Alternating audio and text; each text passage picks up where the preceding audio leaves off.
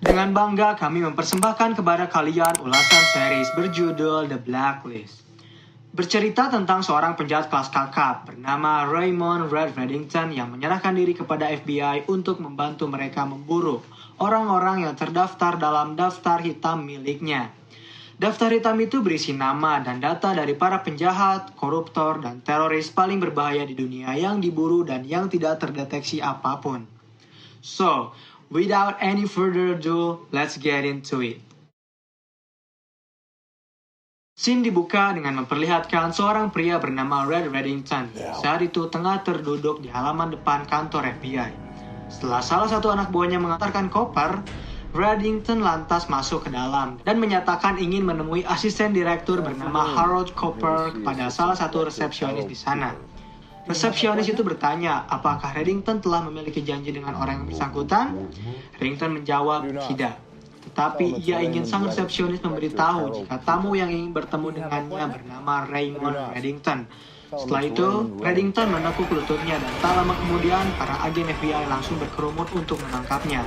Nampaknya, Raymond Reddington masuk ke dalam 10 daftar penjahat teratas dari pencarian yang dilakukan oleh Berhasil menangkap Reddington, Cooper bersama anak buahnya langsung berangkat menuju kantor pusat. Anak buahnya meyakinkan Cooper jika Reddington yang menyerahkan diri adalah Reddington yang selama ini mereka cari. Dari segi sidik jari serta tato miliknya sangat percis ciri-ciri dari Reddington. Bahkan, Reddington turut membantu rincian khusus soal misi Brussels tahun 2008, yang dimana operasi itu adalah operasi khusus FBI untuk membunuh Reddington. Mari kita berkenalan dengan Raymond Red Reddington. Ia merupakan lulusan angkatan laut terbaik di kelasnya, lulus pada usia 24 tahun dan ia telah siap dilantik menjadi laksamana. Namun di tahun 1990, Reddington pulang untuk menemui istri dan putrinya saat Natal. Tapi, petugas yang paling dihormati tersebut hilang begitu saja dari muka bumi. Hingga 4 tahun yang lalu, sebuah dokumen rahasia bernama Northorn bocor di Maghreb, Islamabad, dan Beijing. Semua kebocoran itu tertuju pada Reddington, sampai-sampai ia dicap sebagai penjaga kejahatan karena Reddington hanya ingin bertemu dengan penawar tertingginya untuk sebuah kasus yang ia ketahui. Kemudian, Cooper pun mulai melakukan sesi interogasi bersama Reddington. Setelah kamera tersambung, Cooper bertanya apa yang Reddington inginkan. Reddington tiba-tiba membahas tentang 3 kasus yang menurut Cooper tak saling berketerkaitan. Namun, ia memiliki satu nama yang merupakan dalang di balik 3 kasus besar tersebut, yaitu Ranko Zamani. Salah satu informan Cooper langsung mencari data pribadi milik Zamani, tapi ia mendapat informasi bahwa Zamani telah tewas. Reddington kembali berkata bahwa berarti akan ada sebuah mayat berjalan yang baru saja masuk ke Unit 283 dari Munich ke Dulles. Dan perkataan Reddington menjadi kenyataan. Seorang pria yang menggunakan identitas sebagai Sasa M. Chako baru saja terlacak masuk ke dalam bandara Dulles. Karena perkataannya terbukti benar adanya, Cooper meminta maaf. Lalu Reddington berjanji akan membantu FBI untuk menangkap Zamani dengan syarat ia hanya ingin berbincang dengan Elizabeth Kane. Scene berganti, memperlihatkan seorang wanita bernama Elizabeth Kane yang baru saja terbangun dari tidurnya bersama sang suami yang bernama Tom.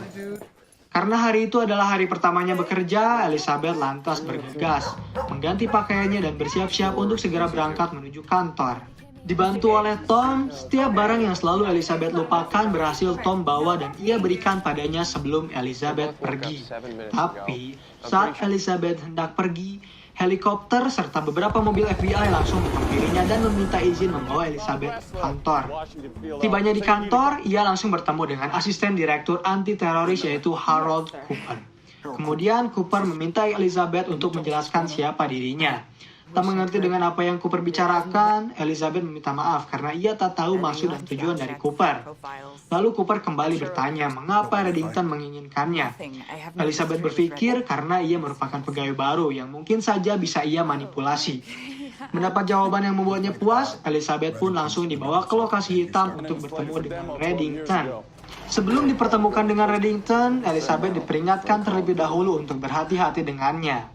Lalu saat Elizabeth bertemu dengan Reddington, kata pertama yang Elizabeth tanyakan padanya adalah ia ingin Reddington menceritakan tentang Ranko Zamani. Meskipun Reddington menjawab tak sesuai dengan pertanyaan yang ia berikan, Elizabeth hanya terdiam. Hingga akhirnya, Reddington menjelaskan setiap rencana yang akan Zamani lakukan. Dalam sejam yang akan datang, Ranko Zamani akan menculik seorang putri jenderal bernama Daniel Riker. Akan ada semacam pengalihan yang membuat komunikasi terputus. Kemudian, ia akan membunuh anak tersebut. Elizabeth bertanya, mengapa Reddington mengetahui hal itu? Dengan santainya, Reddington menjawab secara jujur karena ialah yang menyelundupkan Zamani ke negara ini. Perlahan, pembahasan Reddington mulai membelot. Ia membahas tentang Elizabeth yang ditinggalkan oleh ayahnya yang merupakan seorang penjahat. Ia juga ditinggal tewas oleh ibunya karena sakit dan rasa malu. Pernyataan Reddington membuat Elizabeth ketakutan. Ia memutuskan untuk keluar dari interogasi tersebut karena terkejut ketika Reddington mengetahui masalah pribadi di keluarganya. Yang ia ingin beritahu pada FBI adalah Zamani akan menculik putri jenderal. Kemudian ia terdiam sembari menelepon suaminya yang saat itu telah bertemu dengan anak yang akan mereka adopsi. Namun karena pikiran Elizabeth terlalu kacau, ia meminta maaf karena tak bisa membantunya mengurus hal tersebut. Tak lama kemudian, pihak FBI kembali memintanya untuk ikut bersama mereka mengamankan putri jenderal. Tibanya di tempat putri jenderal yang bernama Bethany berada, mereka pun langsung mengamankan Bethany dan mengajaknya pergi. Di tengah perjalanan, Elizabeth berusaha untuk menenangkan Bethany agar ia berpikir bahwa semuanya baik-baik saja. Dikawal oleh beberapa mobil FBI, mereka harus berputar arah setelah terjadi penutupan jalan. Namun, ternyata itu hanyalah permainan belaka karena tiba-tiba saja para penjaga yang menyuruh mereka berputar arah mengeluarkan senjata dan menembaki mobil para agen FBI. Mereka berfokus pada mobil yang ditumpangi oleh Elizabeth dan Bethany. Meskipun Elizabeth bersusah payah menyelamatkan Bethany dari penculikan tersebut, tetapi tetap saja ia harus menyerahkan Bethany setelah para penculik mengancamnya. Setelah Bethany diculik begitu saja, mereka kembali ke lokasi hitam untuk berbincang bersama Reddington. Reddington menjawab jika ia hanya tahu bahwa putri jenderal akan diculik. Sisanya itu adalah tanggung jawab para agen FBI. Karena ia telah berjanji akan membantu FBI menangkap Zamani, lantas Reddington meminta izin untuk menunjukkan bagaimana cara ia bekerja. Reddington menyusun ulang peta buronan Zamani yang telah FBI susun secara berpola, dimulai dari Miroslav, seorang kimiawan, hingga Reinhard, seorang banker Jerman. Semua terkait dengan rencana mahal yang akan Zamani lakukan. Karena Elizabeth kesulitan mencari pola asli yang Zamani rencanakan, Reddington memberi saran pada Elizabeth untuk menganggap masalah tersebut sebagai masalah pribadinya. Elizabeth berpikir keras. Ia lalu perlahan menguraikan setiap permasalahan Zamani, dimulai dari Zamani yang mengidap virus Nipah sehingga membuatnya sekarat. Sebelum Zamani tewas, apa yang ia butuhkan dan apa hubungannya dengan Bethany? Reddington bertanya. Elizabeth kembali menguraikan bahwa ayah Bethany bertugas di Bosnia untuk membantu pasukan NATO di daerah Bihać Pocket. Mereka meracuni desa yang merupakan kampung halaman dari Zamani. Semua orang desa tewas terkecuali Zamani yang berhasil selamat. Artinya, dari semua motif yang Zamani perlihatkan pada FBI, ia ingin balas dendam pada jenderal. Ia menyewa kimiawan untuk membuat bom dan meledakkannya di Washington dan menggunakan Bethany untuk membalaskan dendamnya. Reddington lalu berkata jika ia memiliki teman dengan panggilan penjaga hotel. Ia menguasai banyak tempat rahasia. Apabila tim FBI ingin menangkap Zamani, maka mereka harus memanggil temannya. Tetapi semua itu memiliki harga. Reddington ingin ditempatkan di sebuah hotel mewah dengan fasilitas lengkap. Dan perkataan Reddington kembali terbukti. Dalam hitungan sekejap, tim FBI berhasil meringkus kimiawan beserta anak buahnya. Hal tersebut membuat Elizabeth bisa tenang dan pulang ke rumahnya dengan perasaan lega. Bahkan saat ia tiba di rumah, Elizabeth melihat ucapan selamat datang dari Tom atas anak adopsi mereka yang pertama. Ucapan itu benar-benar membuat Elizabeth senang. Namun, kesenangan itu tak bertahan lama ketika ia melihat Tom telah dalam kondisi berdarah dan terikat. Di samping Tom, ia melihat kehadiran Zamani yang bertanya mengapa Elizabeth mengetahui keberadaannya di kota ini. Zamani ingin Elizabeth memberitahu informasi tentangnya. Semua informasi Elizabeth berikan pada Zamani agar suaminya selamat. Kemudian Zamani menjelaskan jika ia memiliki rencana yang akan menimbulkan banyak korban jiwa. Pilihannya, Elizabeth harus menyelamatkan banyak korban jiwa atau ia menyelamatkan suaminya. Kemudian, Zamani menusuk perut Tom dan ia pergi begitu saja. Tom yang perlahan kehabisan darah langsung dibantu oleh Elizabeth yang menelepon 911. Setelah itu, ia kembali menghampiri Reddington untuk menyalahkan semua ini padanya. Ia menyalahkan Reddington karena mengira Reddington lah yang memberitahu Zamani tentang operasi rahasia ini, sehingga suaminya harus menjadi korban. Tetapi Reddington mengelak. Ia justru meminta Elizabeth untuk berterima kasih pada Zamani karena mungkin saja Zamani telah menolongnya. Namun, tiba-tiba saja Elizabeth melubangi pembuluh darah Reddington yang akan membuatnya tak sadarkan diri dalam 1 menit. Setelah itu, Elizabeth mengancam Reddington untuk memberitahu secara lebih jelas bagaimana ia menemukan keberadaan Zamani. Lalu, ia meninggalkan Reddington dan disinilah titik terendah dari hidup Elizabeth. Ia perlahan membersihkan darah suaminya yang berceceran di karpet. Scene kembali berganti. Elizabeth yang mulai membaik meminta izin kepada pihak FBI untuk menjenguk kimiawan. Awalnya, ia ditolak karena Elizabeth sedang dalam penangguhan. Tetapi Elizabeth memaksa hingga akhirnya agen Ressler memberi izin pada Elizabeth. Namun saat Ressler membukakan tirai kamar sang kimiawan, ternyata ia telah berhasil kabur yang membuat seluruh agen FBI langsung menyebar untuk mencari keberadaannya. Di satu sisi, Reddington yang keluar dari hotel bertemu dengan Zamani di suatu tempat. Meskipun pihak FBI bisa melacaknya, Reddington begitu tenang berbincang dengan kawan lamanya.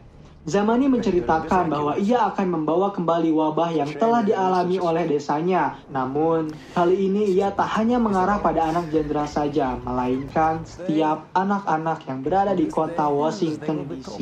Setelah itu, Zamani pergi meninggalkan Reddington. Setelah bertemu dengan Zamani, Reddington menelepon Elizabeth untuk memberitahu bahwa Zamani telah mengarah ke seluruh anak-anak. Kini, ia ingin Elizabeth memberitahunya apa yang ia lihat terakhir kali saat suaminya ditahan oleh Zamani.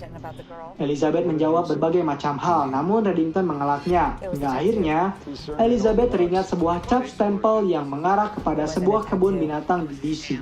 Lantas, Elizabeth segera pergi ke kebun binatang tersebut. Sesampainya di sana, ia melihat Bethany yang terduduk sendirian. Bethany yang ketakutan memperlihatkan sebuah bom yang mengikat tubuhnya. Di lain sisi, agen FBI berhasil menghentikan pergerakan Zamani yang saat itu telah terpojok. Namun sayang, Zamani telah terlebih dahulu mengaktifkan bom yang terikat di tubuh Bethany dan Zamani pun tewas setelah ia ditembak jatuh oleh agen FBI. Karena bom telah menyala, Elizabeth kembali menelepon Reddington untuk meminta bantuan.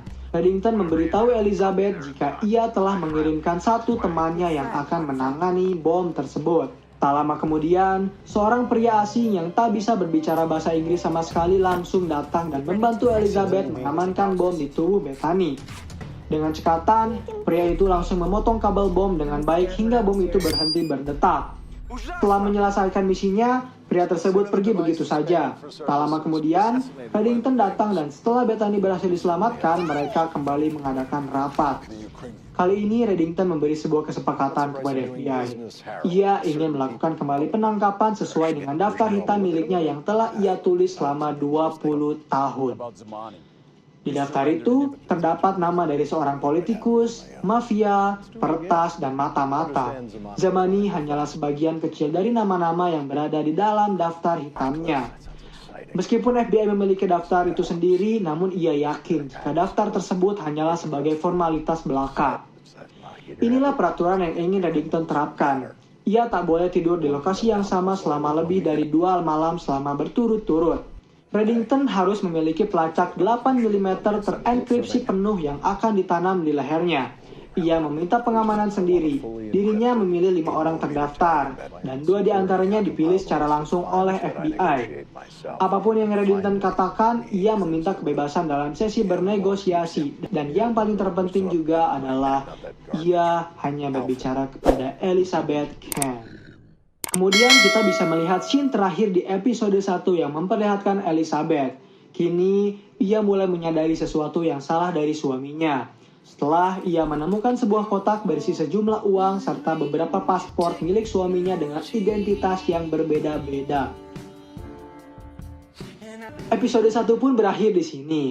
Terima kasih telah menonton video pembahasan series dari The Blacklist. Bagaimana tanggapan kalian? Komen di bawah untuk rekomendasi film atau series selanjutnya. Klik tombol subscribe untuk mengikuti perkembangan channel ini dan klik tombol like jika kalian menyukai pembahasan kami. Dan sampai bertemu kembali di episode selanjutnya.